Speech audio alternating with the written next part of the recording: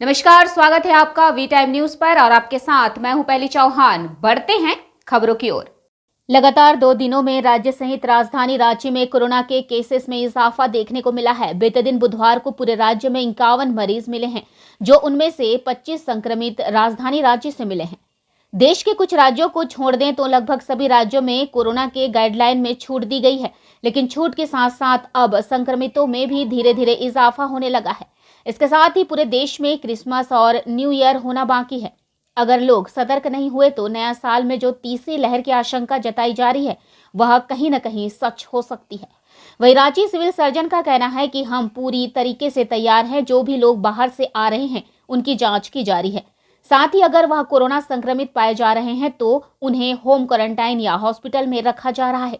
ज्यादातर मामलों में कोई भी लक्षण नहीं दिखाई दे रहे हैं। कुछ जो बाहर वाले लोग जो आ रहे हैं तो उसमें केसेस कुछ पॉजिटिव आ रहे हैं।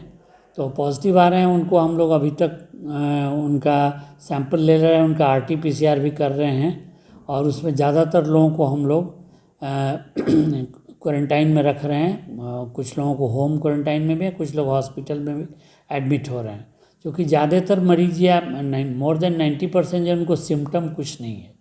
इसलिए लेकिन उनको आइसोलेट इसलिए करना है कि कहीं अगर ओमिक्रॉन का होगा तो उसके फैलने की संभावना बहुत ज़्यादा है।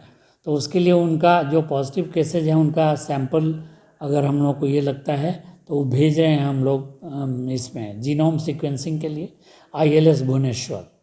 तो अभी कल जो मीटिंग हुई हम लोग की विभाग में, उसमें हम लोग को ये इंस्ट्रक्शन मिला हुआ है कि विदेश से नहीं, यहाँ के भी जो दूसरे स्टेट से आ रहे हैं, खास करके वैसे स्टेट जहाँ पर ओमिक्रॉन के केसेज हैं, जैसे मुंबई है, गुजरात है, महाराष्ट्र है या और भी राजस्थान में भी कहीं कहीं मिला है, उड़ीसा में भी 1-2 केस मिल गया है। तो दूसरे स्टेट से जो आ रहे हैं उनका भी हम लोगों को जीनोम सीक्वेंसिंग के लिए भेजना है। RT-PCR होगा, अगर वो पॉजिटिव आता है तो जीनोम सीक्वेंसिंग के लिए उनको भेजना है और उनको तब तक हम लोगों को आइसोलेट करके अपने हॉस्पिटल में रखना है, या अगर एकदम एसिम्प्टोमेटिक हैं तो जैसा ADM लॉ एंड ऑर्डर के अंडर में है उनको एडमिट कराना। तो उन लोगों के आदेश से वो घर में रह रहे हैं पूरे कोविड प्रोटोकॉल के साथ, या फिर हॉस्पिटल में एडमिट हो रहे हैं।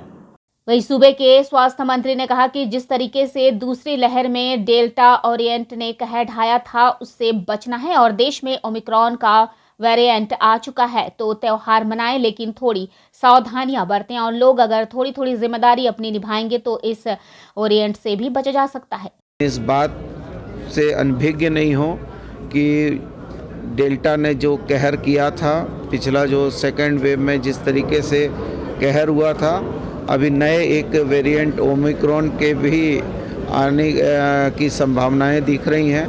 तो इन परिस्थितियों में सभी चीज़ों को दृष्टिगत करते हुए सबको काम करने की ज़रूरत है। थोड़ा थोड़ा सब जिम्मेवारी से काम करेंगे, जिम्मेवारी से ICMR के गाइडलाइन और WHO के गाइडलाइन, झारखंड सरकार के गाइडलाइन का फॉलो करेंगे तो मैं समझता हूँ कि हम लोग जो हैं इस कोविड-19 के तीसरे वेव को भी आने से रोकेंगे।